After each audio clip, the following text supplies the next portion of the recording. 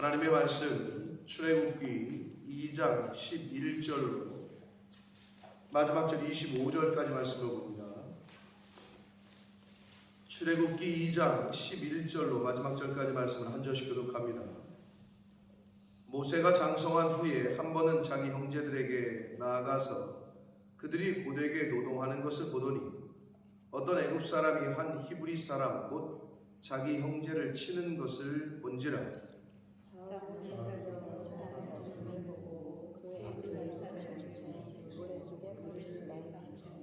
이튿날 다시 나가니 두 히브리 사람이 서로 싸우는지라.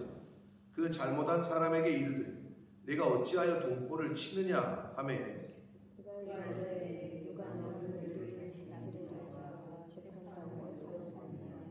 내가 애굽 사람을 죽일 것처럼 나도 죽이려느냐. 모세가 두려워하여 이르되 입이 뚫려 되었도다. 바로가 이 일을 듣고 모세를 죽이고자 하여 찾는지라. 모세가 바로의 낯을 피하여 미디안 땅에 머물며 하루는 우물 곁에 앉았다. 미디안 제사장에게 이날까지 있었더니 그들이 와서 물을 들어 그 위에 치우고 그들의 아버지의 어깨에 목자들이 와서 그들을 쫓는지라. 모세가 일어나 그들을 도와 그 양떼에게 먹이니라. 그들이 그들의 아버지 누구에게 이르되 아버지가 이르되 너희가 오늘은 어찌하여 같이 지키고라 하냐. 그들이 이르되 한 애굽 사람이 우리를 목자들의 손에서 건져내고 우리를 위하여 물을 길어 양떼에게 먹였나이다. 아버지가 그들에게 이르되 그 사람이 어디이냐. 너희가 어찌하여 그 사람을 데리고 왔느냐. 그들을 청정하여 주시기를 전하였더라. 모세가 그와 동거하기를 기뻐하며 그가 그의 딸 십보라를 모세에게 주었더니 그가 아뢰하되 모세가 그의 이름을 주소서 이르되 내가 내게서 아버지가 되었으나 하셨더라. 여러 해 후에 애굽 왕은 죽었고 이스라엘 자손은 고된 노동으로 말미암아 탄식하며 부르짖으니 그 고된 노동으로 말미암아 부르짖는 소리가 하나님께 상달된지라. 하나님이 그들의 고통 소리를 들으시고 하나님이 아브라함과 이삭과 야곱에게 세운 그의 언약을 기억하시고 같이 읽습니다. 하나님이 이스라엘 자손을 돌보셨고 하나님이 그들을 기억하셨더라. 아멘. 살아계신 하나님 아버지, 감사와 찬송과 영광을 올려드립니다. 오늘도 저희들에게 생명을 주시고 새날을 허락하시고 깨워주시고 건강도 주시고 저희들의 발걸음을 아버지의 집으로 인도하셔서 하나님의 이름을 찬양하며 또 기도를 드리며 생명의 말씀을 전하고 들을 수 있는 복된 자리로 저희를 인도해 주시니 아버지 감사합니다. 하나님께서 이스라엘 백성을 기억하셨고 돌보셨고 구원하셨던 것처럼 하나님께서 저희들에게 생명을 주시고 새날을 주시고 건강도 주시고 이끄신 줄 믿습니다. 아버지, 저희들이 일어나고 싶다고 해서 일어나지는 것도 아니고 저희들이 무언가를 하고 싶다고 해서 할 수 있는 것도 아니라 하나님이 해 주셔야 모든 것이 하나님의 주권하에 하나님의 섭리하에 하나님의 은혜 가운데 저희가 할 수 있는 것임을 깨닫게 하셔서 범사에 감사하는 오늘 한날이 될 수 있도록 하나님 은혜 내려 주옵소서. 이 시간 오늘 필요한 양식을 오늘 필요한 말씀을 저희가 듣고 받고 먹기를 소원하오니 저희들의 눈과 입술과 귀와 영을 마음을 주장하셔서 온전히 이 하나님의 말씀을 오늘 하루의 영의 양식으로 삼게 하시고 그 양식으로 오늘 하루를 살아가는 저희들이 되게 해 주옵소서. 예수 그리스도 이름으로 축복하며 기도 올리옵나이다. 아멘. 시간 간격이 좀 있습니다. 어린아이였던 모세가 이제 하나님의 섭리 가운데 어머니 요게벳의 젖을 먹으면서 자랐고 그 아이가 자라매 바로의 딸에게 데려갔다라고 되어 있는데 몇 살 때 갔는지는 알려주고 있지 않아요. 일반적으로 젖을 아무리 많이 먹여도 뭐 여러분은 얼마나 먹이셨나 모르겠습니다만 1년 먹이면 많이 먹이는 거 아니에요? 더 먹이는 사람도 있나? 근데 젖대고 바로 갔을 거다라고 추측은 하지 않아요. 왜? 그 공주가 애를 갖다가 바로 뗀 애를 갖다 걷지도 못하는 애를 갖다가 데려다가 키우진 않았을 것 같고 아이가 자라매 그렇게 돼 있단 말이에요. 그러면 그냥 걸었을 때 데려갔을까 아니면 어느 정도 의사소통이 됐을 때 데려갔을까 뭐 추측만 할 뿐인데 그런데 모세가 자신의 아이덴티티 정체성을 히브리 사람들을 자기 형제라고 여기 표현하는 걸 보고 또 애굽 사람들에게 히브리 사람이 곤란한 일을 당하자 그 애굽 사람을 쳐 죽이고 물론 그의 혈기가 있었습니다마는 그런 걸로 봐서 자신의 아이덴티티를 애굽의 왕자로 컸는데 이렇게 표현하는 걸로 봐서는 어느 정도 엄마에게서 신앙 교육과 자신의 정체성에 대한 교육, 그러니까 한마디로 출생의 비밀을 몰랐을 거라고는 생각이 안 되는 단락이 오늘 단락이에요. 여기 보면은 히브리 사람과 애굽 사람과 붙었을 때 히브리 사람을 돕잖아요. 그리고 히브리 사람들을 보고 자기 형제라고 얘기를 표현을 하고 그런 걸로 봐서는 어려서 그냥 입양이 돼가지고 왕자로 컸으면 자기가 그냥 뼛속까지 애굽 왕자인 줄 알지 무슨 히브리 사람 그 노예 생활하던 히브리 사람이라고 생각을 안 했을 것 같은데 오늘 단락으로 미루어 추측할 수 있는 건 모세의 아이덴티티는 히브리 사람이었다. 또 하나 알 수 있는 건 아들 이름을 낳고 뭐라고 그랬다고요? 게르솜이라고 그랬잖아요. 내가 타국에서 나그네가 되었다. 나그네 의식이 있었어요. 자기가 뼛속까지 나는 애굽의 왕자야 이런 생각을 했으면 이렇게 이름을 짓지도 않지 자기 아들을.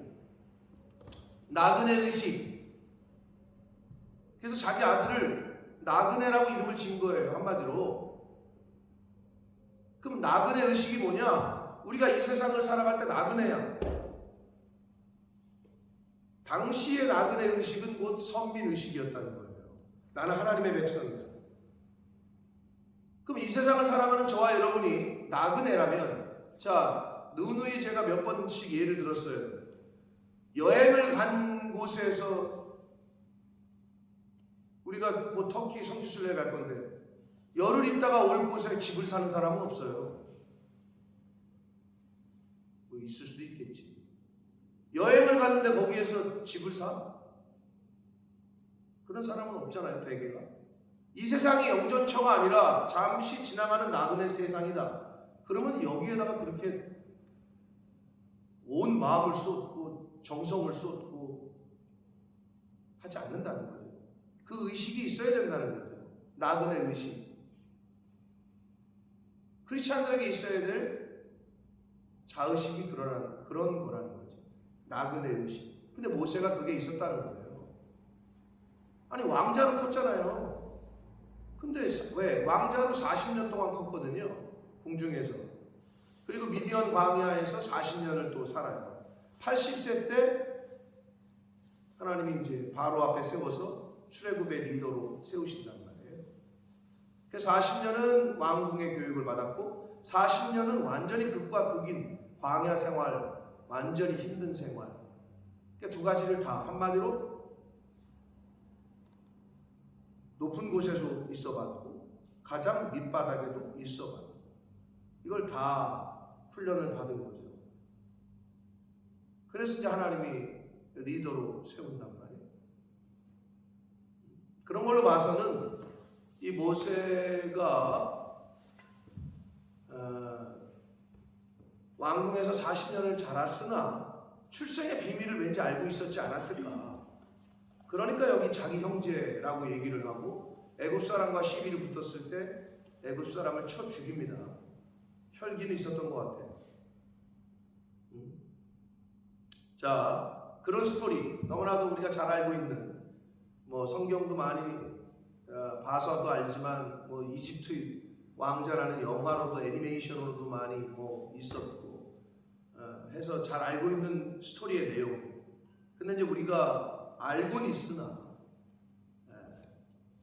또 오늘 본문 속에서 한 단어, 한 문장이 우리에게 주시는 교훈이 있을 텐데, 자, 한 절씩 보시면서 하나님께서 오늘 나에게 어떤 말씀을 하시는지 잘 마음을 열고 들어보시길 바랍니다. 11절입니다.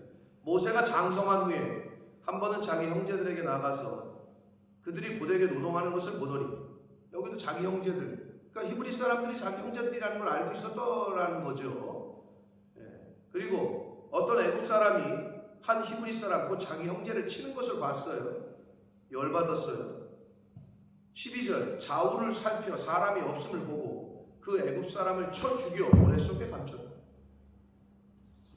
이제 이게 모세의 성격을 알 수 있는 부분입니다. 근데 여기서 중요한 거는 좌우를 살폈더니 사람이 없네.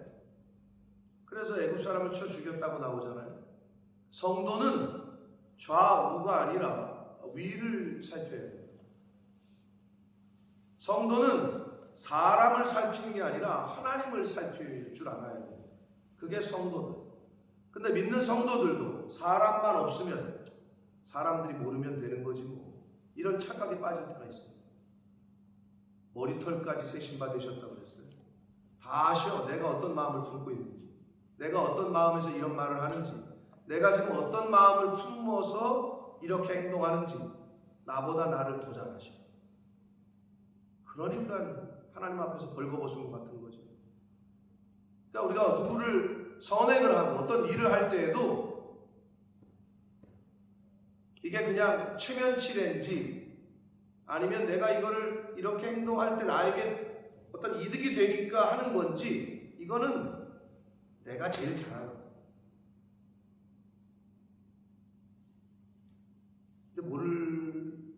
근데 착각을 하는 게 뭐냐? 다른 사람은 모르겠지. 사람은 모를 수도 있어요. 근데 사람도 다 알아요. 행동하는 거 보면, 말과 행동을 보면. 근데 하나님은 뼛속까지 아신다. 그 좌우를 살필 게 아니라 우리는 성도는 위를, 즉 하나님을 살펴야 돼요. 하나님의 낯을 의식을 해야 된다는 거예요. 좌우를 살펴서 사람이 없음을 보고, 이 말은 사람을 의식한 거죠. 근데 하나님은 다 알고 계시는 거예요. 그걸 어떻게 할까요? 그러니까 하나님 앞에서는 똑똑한 사람이 아니라 정직한 사람, 순전한 사람을 하나님은 쓰신다. 성경이 계속 얘기하고 있는 거예요. 그럼 우리가 신앙생활이라는 건 내가 얼마나 더 정직하게 살 거냐, 내가 더 얼마나 거룩한 쪽으로 갈 거냐, 내가 얼마나 더 순전함으로 갈 거냐, 내가 얼마나 더 내가 아닌 다른 사람을 위하는 데 있어서 계산적이지 않느냐, 이걸 보시는 거야. 하나님. 사람도 그걸 보잖아요. 아우, 저 사람은 너무 계산적이야. 저 사람이 저렇게 행동하는 데는 또 뭐가 있어. 이렇게 생각하면 그 사람 주변에 사람이 없어요. 당연하잖아요. 여러분 같아도 너무 계산적인 사람하고 친해지고 싶어요? 아니잖아요. 하물며 하나님께서 계산적인 사람을 쓰시겠냐고. 때로는 이 사람 바보 멍청이 아니야? 아니, 이 사람 왜 이렇게 하지? 지 거를 다 퍼주네. 아니, 자기 너무 고생하네. 바보 아니야? 순수한 사람, 순전한 사람. 바보죠. 배신당할 걸 아시면서 예수님은, 하나님은 저 인간들이 배신할 걸 알아. 그런데도 또 참죠. 또 은혜를 베푸시네. 그게 하나님의 속성이라고. 성경을 보면 하나님이 몰라서 계속 은혜를 베풀까? 아니라니까. 그러니까 때로는 그걸 닮아야 되는데 우리는 너무 똑똑이야. 너무 재. 그렇게 신앙생활에서는 하나님 앞에 쓰임을 받기가 어렵다는 거죠.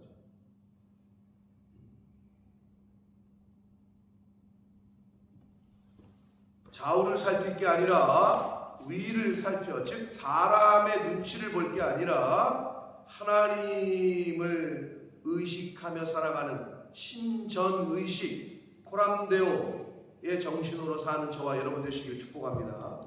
자, 13절 봅니다. 이튿날 다시 나가니 이번에는 애굽 사람과 히브리 사람이 아니라 이스라엘 사람 둘이 싸우는 거네. 자기 동포 사람 둘이 서로 싸워요. 그런데 이렇게 보니까 이 모세가 그게 있었나 봐. 거기 보면 그 잘못한 사람에게 이르되, 여러분 그런 거 있죠? 그 정의, 그러니까 불의를 보고 못 참는 사람, 못 지나가는 거지. 근데 요즘은 어떻게 뭐라고 가르칩니까? 야 가만히 있어, 챙겨나지 마, 껴들었다 큰일 나. 이렇게 가르치고 부모들도 그렇게 얘기하잖아요.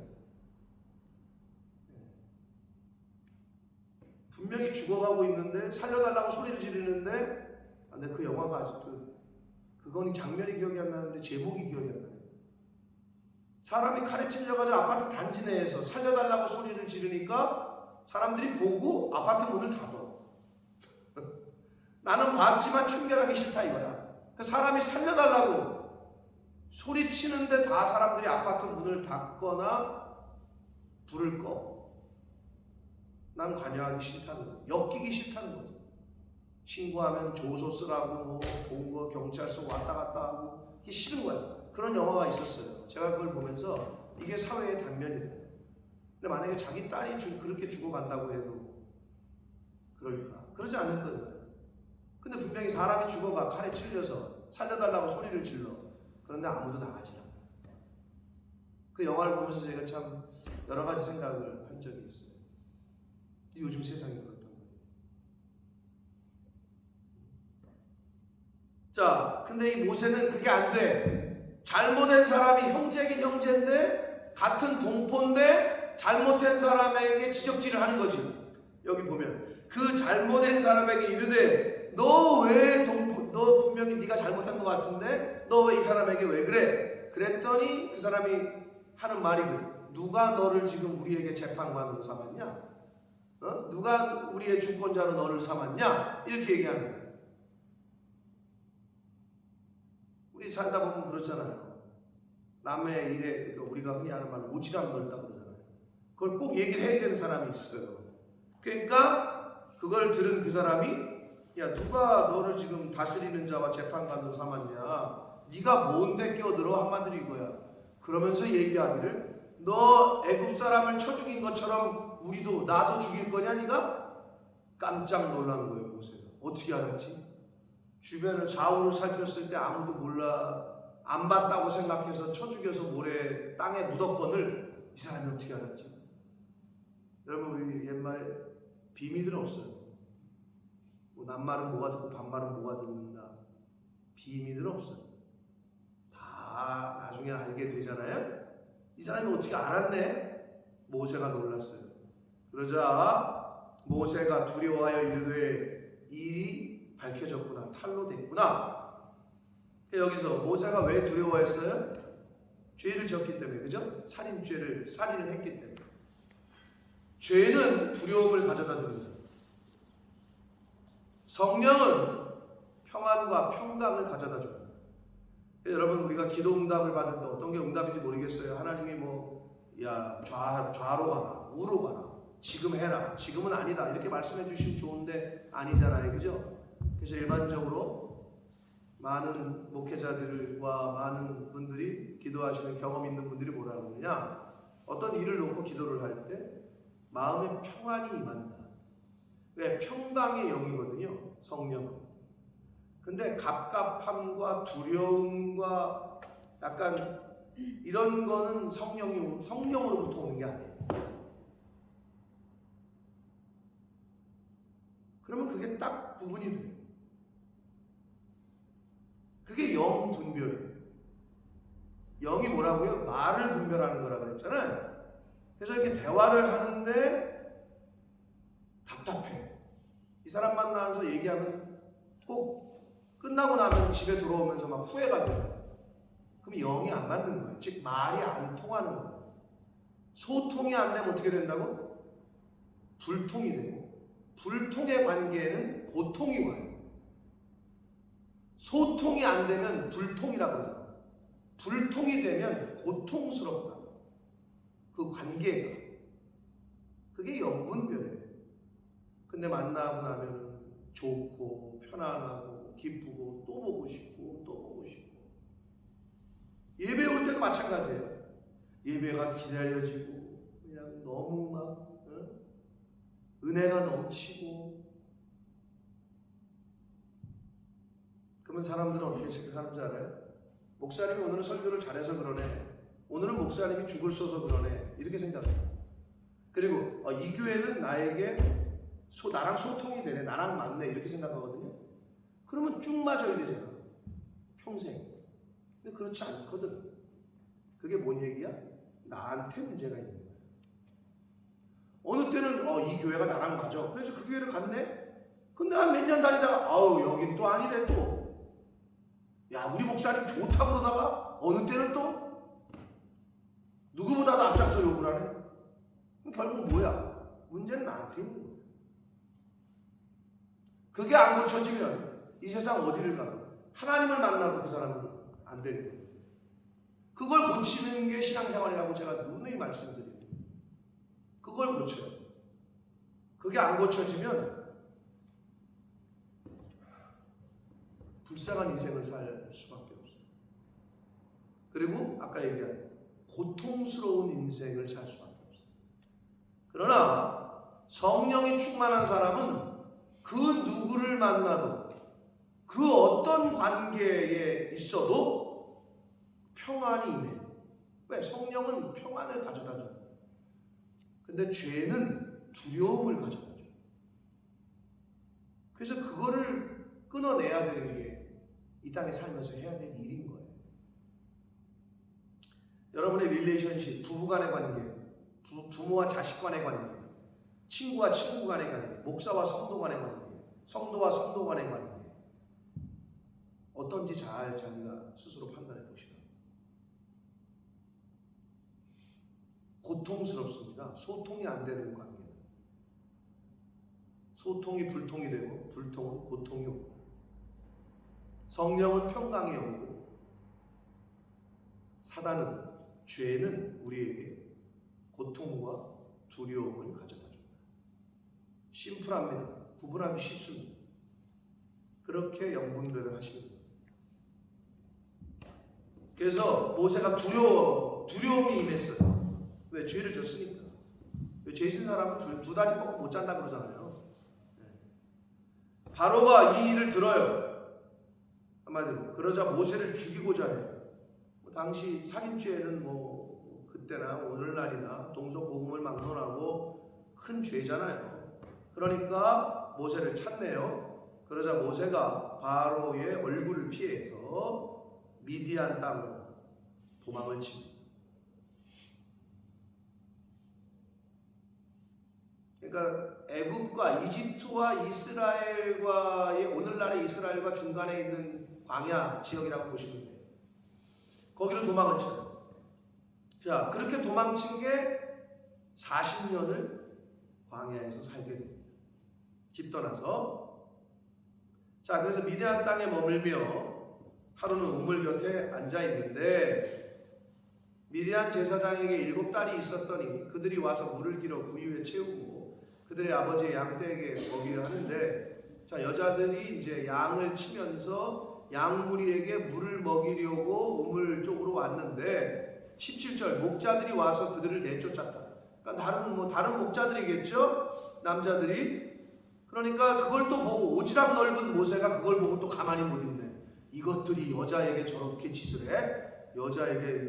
그러니까 또 이게 또 모세가 일어나가지고 그 여자 제사장의 그 7딸들을 도와서 그들에게서 구출해주고 그 양떼에게까지 물을 먹이네요.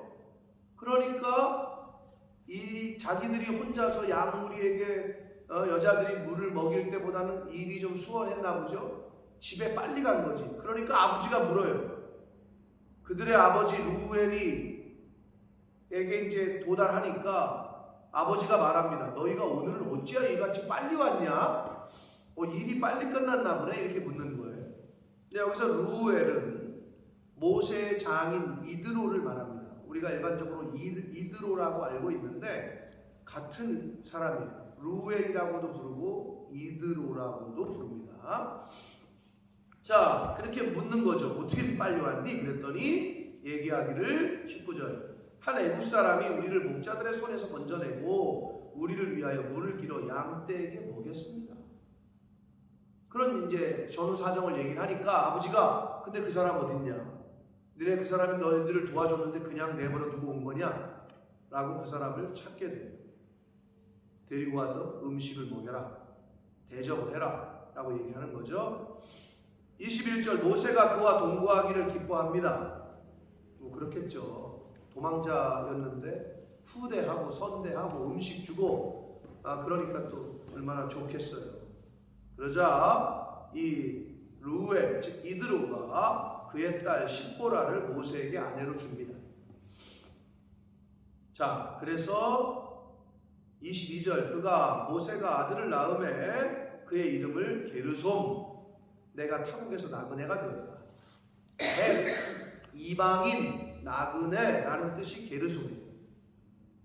서두에 말씀드렸습니다. 모세의 아이덴티티 정체성을 엿볼 수 있는 단락이 오늘 단락이에요. 히브리 사람들을 보고 자기 형제라 그랬고 자기 아들도 나그네라고 이름을 지을 정도로 본인의 정체성에 대해서 굉장히 잘 알고 있던 거예요. 저와 여러분들이 여기서 영국에 살면서 뭐 30년, 40년 살고 50년 살고 뭐 시민권 받아가지고 아무리 그래도 우리는 한국 사람처럼 하나님의 백성이 이 세상을 살지만 이 땅에서 살지만 자기가 하나님의 자녀요 천국 백성이라는 아이덴티티를 갖고 사느냐 그렇지 않느냐는 굉장히 중요한 문제라는 거예요. 근데 이 모세는 자기 아들을 나그네라고 이름 지을 정도로 분명한 나그네 의식, 즉 선민 의식, 히브리 사람으로서의 의식을 갖고 살았던 거죠.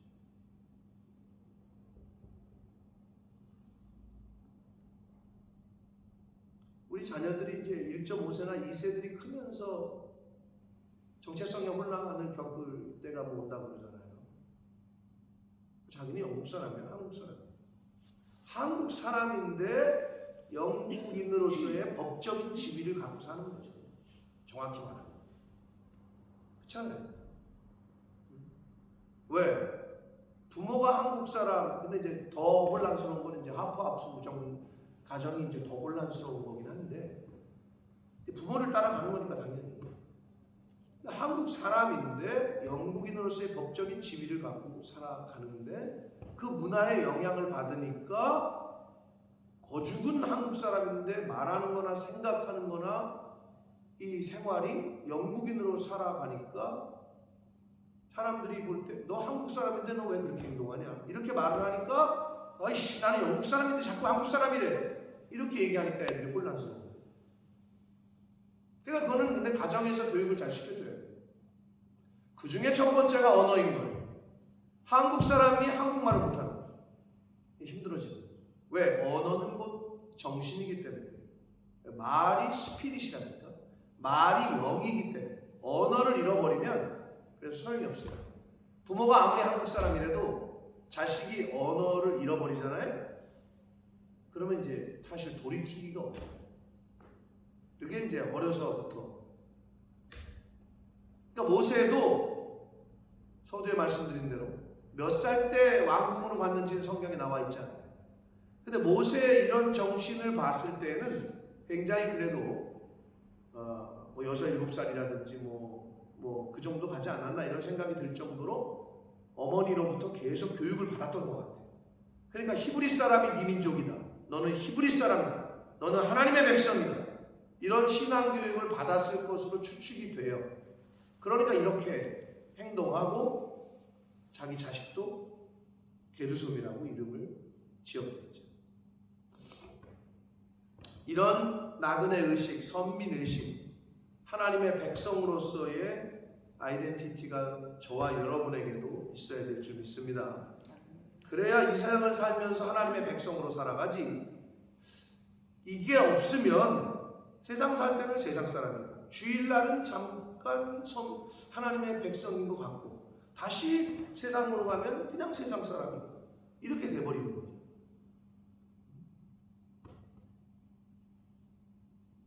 자, 장면이 바뀝니다. 여러 해 후에 애굽 왕이 죽습니다. 이스라엘 자손은 고된 노동으로 말미암아 탄식하며 부르짖으니 그 고된 노동으로 말미암아 부르짖는 소리가 하나님께 상달된다. 하나님이 그들의 고통 소리를 들으시고, 자, 부르짖는 소리가 하나님께 상달된다. 기도했다는 거잖아요. 하나님께 부르짖는 소리가. 근데 고통 소리를 들으시고 하나님이 아브라함과 이삭과 야곱에게 세운 그의 언약을 기억하사. 하나님이 기억하셨어요. 자, 하나님이 들으시고 하나님이 언약을 기억하시고 하나님이 이스라엘 자손을 돌보셨고 하나님이 그들을 기억하셨다. 주체가 다 하나님이에요. 그러면 그 헛짓거리하고 우상숭배하고 못된 짓 하던 이스라엘 백성들을 출애굽의 구원에 빗대잖아요. 구원해내시고 구출해내신 거는 하나님이에요. 그들이 무슨 구원받을 만한 자격이 있어서가 아니에요. 계속 지금 성경은 하나님이 기억하셨고 하나님이 돌보셨고 하나님이 언약을 기억하시고 계속 그렇게 주어를 그렇게 강조를 하고 있어요. 근데 여러분, 기도가 하나님 앞에 상달됐다라고 돼 있잖아요. 근데 여러분 아시는 대로 애굽에서 몇 년을 살았어요? 이스라엘 백성이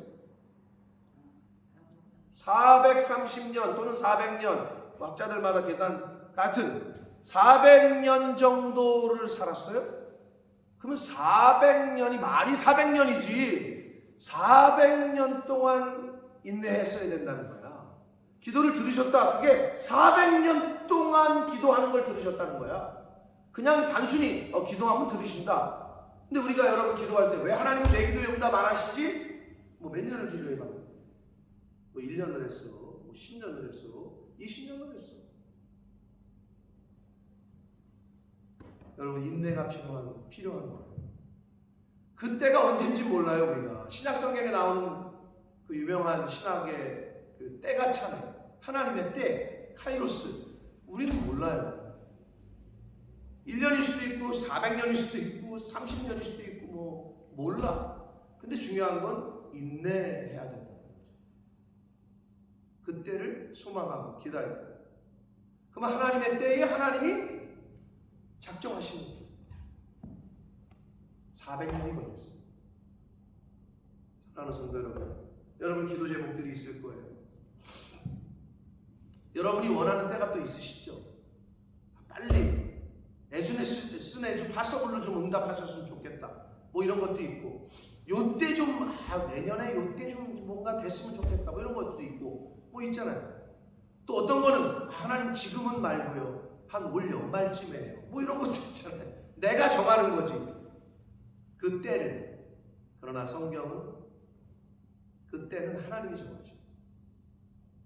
여기 상달됐다고 그랬는데 부르짖는 소리가 하나님께 상달됐대. 400년 걸렸다니까. 출애굽 때까지. 근데 그런 걸 우리에게 교훈하시는 거죠. 인내가 필요합니다. 왜? 인내는 연단은 소망을 이루기 때문에. 하나님께서 우리에게 출애굽이라는 구원의 은혜, 다른 하나님의 역사를, 기적을 체험하게 하시는 데에는 그런 시간이 우리에게 필요하다는 거예요. 고통의 시간이 필요해요. 근데 여러분, 고통 없이 그냥 되는 게 어디 있어요? 공부하는 것도 고통이죠. 운동하는 것도 고통이죠. 사업하시는 거 고통이죠. 내가 늘 얘기하지만 식스팩 만드는 건 그냥 됩니까? 고통스러움을 참아야 되는 거죠. 그게 안 되면 안 되잖아요. 똑같아요. 하나님의 사람으로 살아가는 것도 예수님이 그러셨잖아요. 네가 내 제자가 되려면 복음과 함께 고난도 함께 받아야 돼. 네가 내 제자가 될 거면 네 십자가를 지고 나를 쫓아야 돼. 내 이름 때문에 너가 박해를 받게 될 거다. 다 알려주셨어요. 그러면 예수 믿는 것 때문에 어려움 당하는 것을 어떻게 여겨야 되죠? 기쁨으로 여겨야 되죠.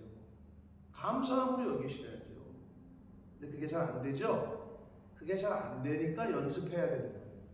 한 번에 되면 얼마나 좋아. 연습하고 또 연습하고. 믿음의 선배들은 어떻게 했는지. 베드로 실수했잖아요. 다윗도 실수했잖아요. 그러나 그들의 마지막이 어땠는지를 봐야죠. 실수한 걸로 끝난 게 아니잖아요. 철저하게 회개하고 철저하게 바뀌었죠. 변화가 됐죠.